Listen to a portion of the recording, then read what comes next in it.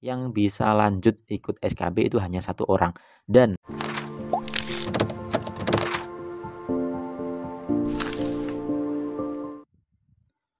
Assalamualaikum warahmatullahi wabarakatuh. Halo teman-teman semuanya, selamat datang di channel Ahmad Arifa.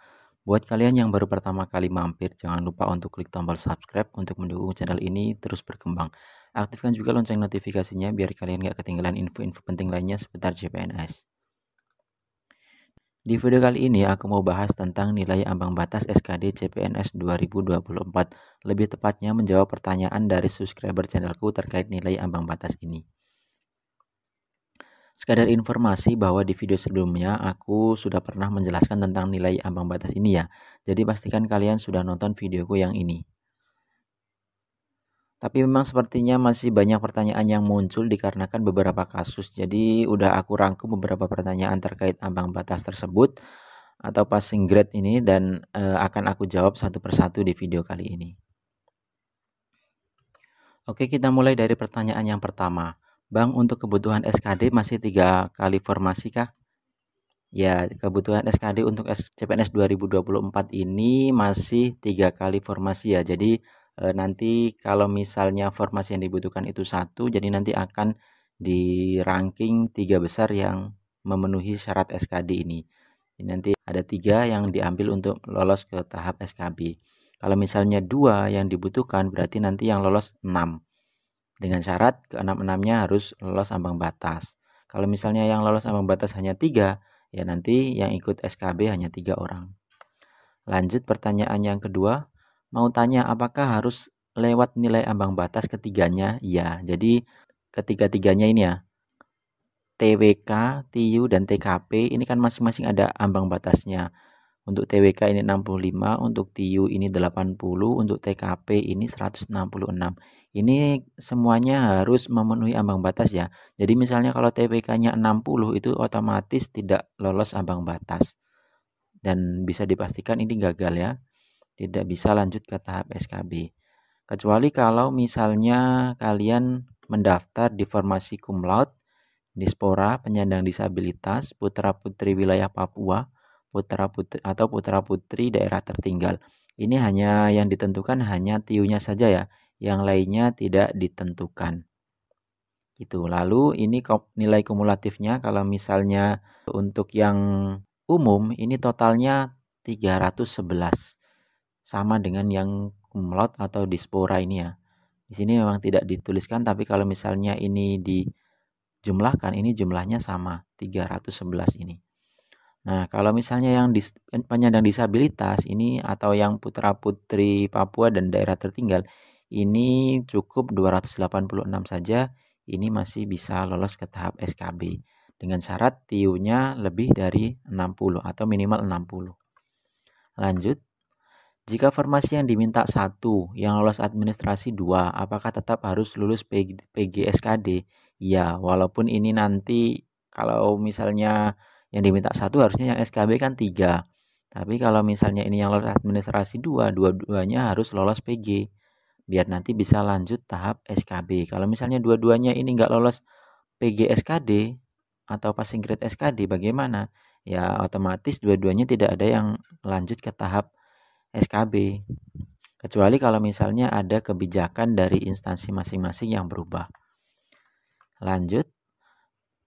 Bang, misal TWK dapat nilai 60, tapi TIU dan TKP dapat nilai tinggi dari PG. Apa itu tetap lolos atau gagal, Bang?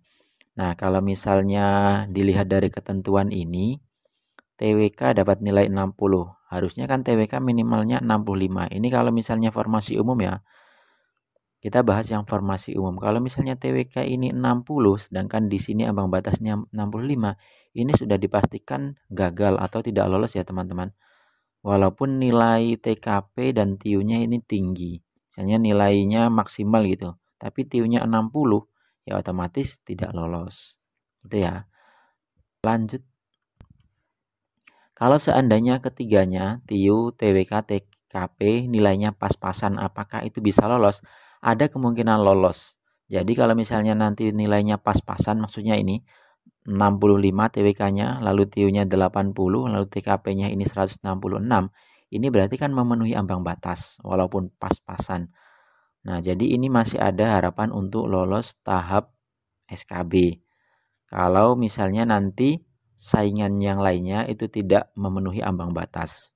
Atau misalnya ini pelamarnya hanya satu gitu. Nah, itu masih bisa ada kemungkinan lolos tahap SKB, tapi tergantung saingannya nanti ya. Lanjut. Kalau tidak punya saingan di kategori putra-putri Papua dan nilai 277, tidak passing grade dan nilai TIU 60, apakah bisa masuk SKB? Kalau mengacu kepada nilai ambang batas ini yang mengharuskan nilai kumulatifnya itu 286, otomatis tidak lolos karena nilainya hanya 277 ya. Jadi kalau mengacu pada aturan ini sudah jelas tidak lolos. Tapi kembali lagi di pengadaan CPNS tahun-tahun sebelumnya itu ada perubahan di ketika nanti pada saat mau pengangkatan itu. Tapi ini tergantung instansinya ya. Ini kita tidak bahas sampai sejauh sana dulu.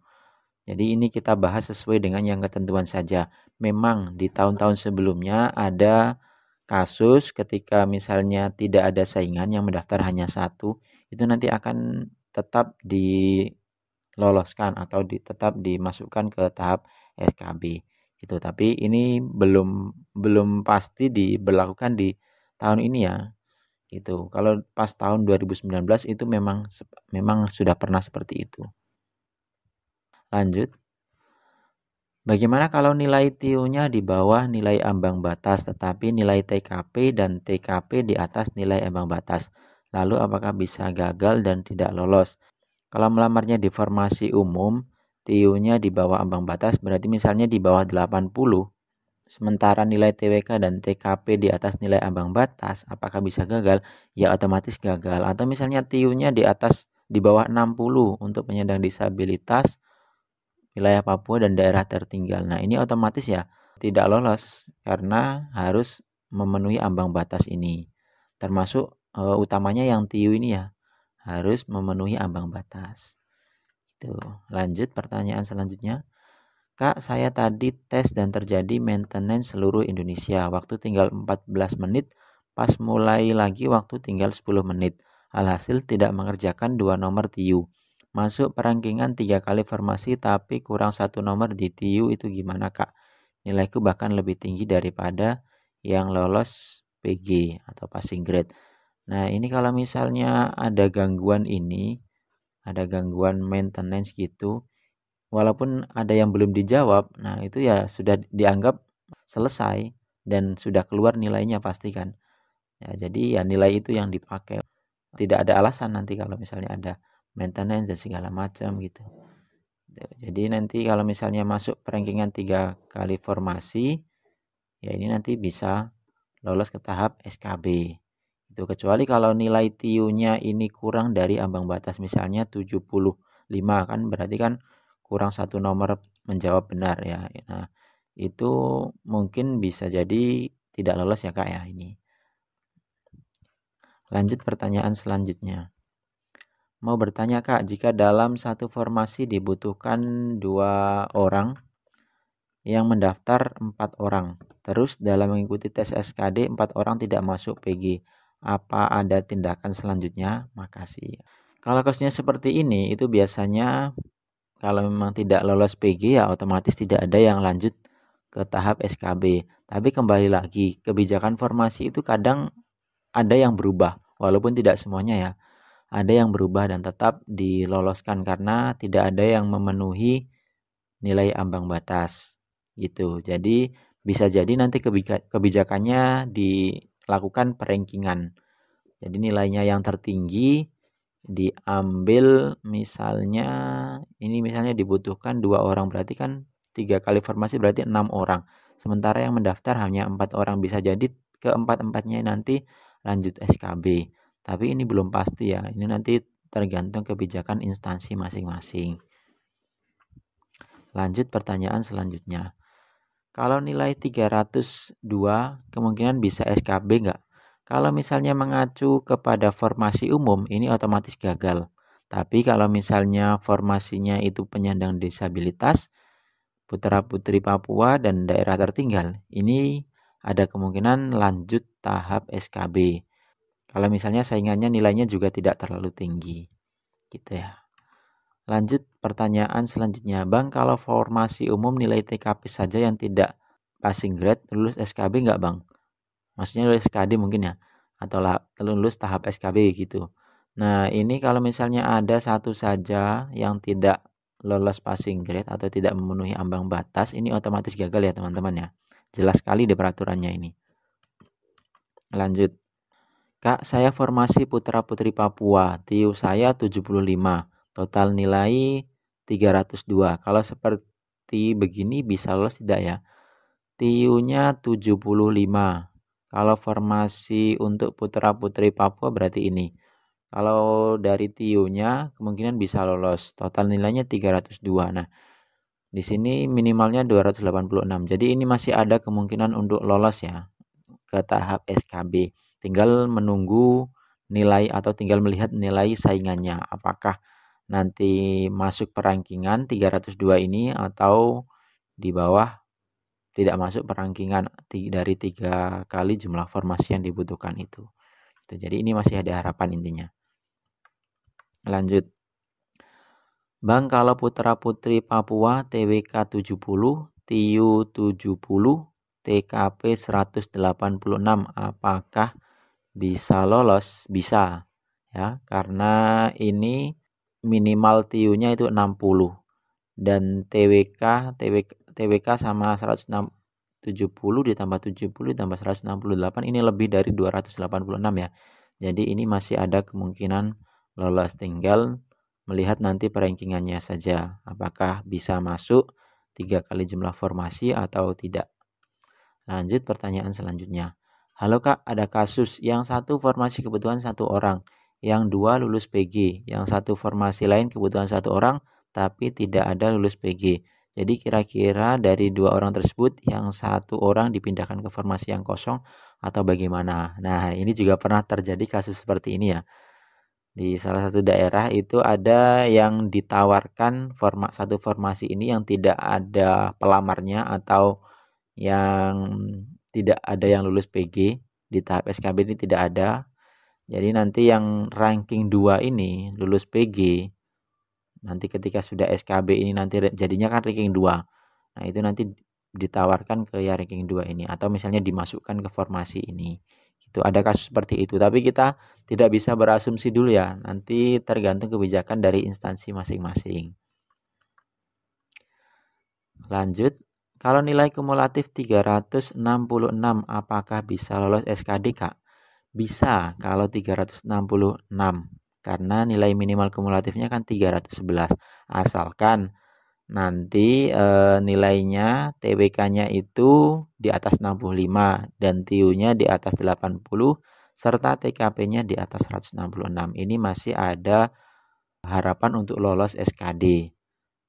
Dengan catatan nanti juga masuk perankingan sebanyak 3 kali dari jumlah formasi itu. Lanjut. Halo Bang, saya mau tanya, apabila tidak ada yang PG dalam satu instansi yang butuh 6 orang, lalu formasi tersebut hanya formasi umum saja, dan pada instansi lain juga dengan jabatan yang sama, tetapi tidak ada yang mendaftar sama sekali. Apakah sama seperti tahun 2019 pakai perankingan? Bisa jadi iya, tapi bisa jadi juga tidak, tergantung nanti kebijakan instansi di tahun ini ya. Jadi bisa saja nanti dimasukkan ke instansi yang tidak ada pendaftarnya gitu. Tapi ini tidak pasti. Jadi kita belum bisa menjawab pertanyaan ini gitu. Nanti masih menunggu. Lanjut. Seandainya Kak formasi 1 yang ikut tes 2 orang, yang satu lolos PG, yang satu tidak lolos PG, apakah 2 orang ikut tetap melaju ke tahap SKB atau hanya yang lolos PG saja yang ikut SKB, yang satunya gugur? Yang satunya otomatis gugur karena tidak lolos tidak lolos PG. Yang bisa lanjut ikut SKB itu hanya 1 orang. Dan kalau pengalaman sebelum-sebelumnya, tahap SKB-nya ini yang 1 orang yang lolos ini hanya formalitas saja. Datang berapapun nilainya itu nanti akan tetap lolos atau diangkat menjadi PNS. Pengalaman yang dulu-dulu seperti itu ya. Karena di tahap SKB itu nanti tidak ada passing grade-nya. Jadi berapapun nilainya itu langsung di perangkingan. Kalau hanya satu orang berarti nanti rankingnya kan ranking 1, tidak ada saingannya. Itu ya. Lanjut. Kalau nilai 323 bisa lolos nggak, Kak? Bisa, kalau misalnya melihat di nilai kumulatif ini, kan 323 di atas 311. Ini bisa lolos, tapi harus dengan catatan TWK-nya ini memenuhi ambang batas. TIU dan TKP juga memenuhi ambang batas. 65, 80, dan 166 ini. Kalau misalnya tidak memenuhi, ada salah satu yang tidak memenuhi ambang batas, ya otomatis gugur. Lanjut. Kak, kalau untuk formasi putra-putri daerah tertinggal, TWK 45, TIU 80, TKP 186, kumulatifnya 311, apakah bisa lolos? Bisa. Bisa, karena minimal kalau daerah tertinggal ini kan 286 ya. Nah, ini ada tambahannya lagi pertanyaan. Di formasi itu pelamarnya saya saja. Nah, ini bisa lanjut tahap SKB. Gitu. Jadi kalau misalnya pelamarnya hanya satu orang, ya selamat, Anda nanti kemungkinan besar akan diangkat menjadi CPNS karena tidak ada saingan yang lainnya. Lanjut, nilai SKD-nya 362. Apakah bisa lolos SKB, Kak? Bisa, dengan catatan ini memenuhi ambang batas baik TWK, TIU, dan TKP, lalu masuk ke dalam perankingan, yakni 3 kali dari jumlah formasi. Misalnya yang dibutuhkan itu 1 orang, berarti nanti perankingannya sekitar maksimal itu 3 orang. Lalu kalau misalnya yang dibutuhkan 2, berarti maksimal yang masuk tahap SKB itu 6 orang. Lanjut. Kak, mau tanya, jika di formasi minta 2 dan yang lulus administrasi cuma 1, apakah harus mengikuti standar ambang batas untuk mencapai kelulusan SKD atau otomatis karena tidak ada pesaing? Tolong dijawab, Kak. Harus tetap memenuhi syarat kelulusan ambang batas SKD ya. Nanti kalau misalnya tidak lolos tahap SKD, berarti nanti tidak masuk ke SKB, jadi otomatis gugur dan bisa jadi formasi yang kosong ini nanti formasinya akan dibuka lagi di pengadaan CPNS tahun berikutnya. Begitu ya. Nah, ini yang terakhir berarti. Oke, jadi gitu teman-teman ya. Intinya kalian harus memenuhi ambang batas. Ini syarat minimal kelulusan. Jadi TWK-nya kalau formasi umum TWK-nya minimal 65, TIU-nya 80, TKP-nya 166. Nanti nilai kumulatif minimalnya itu 311 ini ya. Lalu yang kedua, kalian juga nilainya tinggi atau masuk ke perankingan 3 besar atau 3 kali dari jumlah formasi.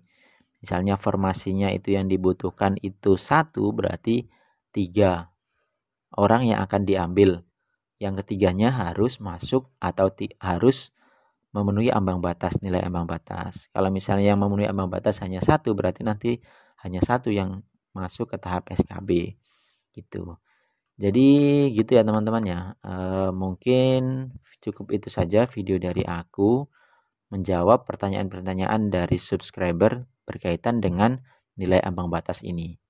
Kalau kalian butuh tambahan materi yang pernah aku gunakan dulu saat tes SKD, bisa langsung aja klik videoku yang ini. Tutorialnya ada di sana. Juga kalau kamu punya pertanyaan atau mau sharing pengalaman, langsung aja tulis di kolom komentar. Jangan lupa juga untuk like video ini kalau kamu merasa video ini bermanfaat, dan share ke teman-teman yang juga lagi persiapan CPNS. Sampai ketemu di video selanjutnya, semangat terus buat persiapannya, dan good luck buat kalian semuanya. See you!